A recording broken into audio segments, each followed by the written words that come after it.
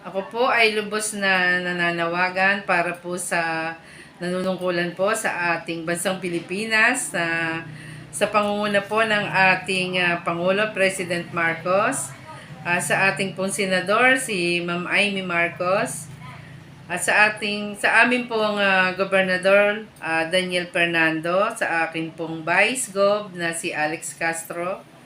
Ganun din po ang aming congresswoman na si Tita Lorna Silverio, at sa aming pong mayor na si Fernando Galvez, na sana po ay matulungan ako na makabili po ng lupa para po mapagtayuan po ng aming covered court gym na makatutulong po na malaki sa aking barangay dahil ito po ay matagal ko ng pinangarap.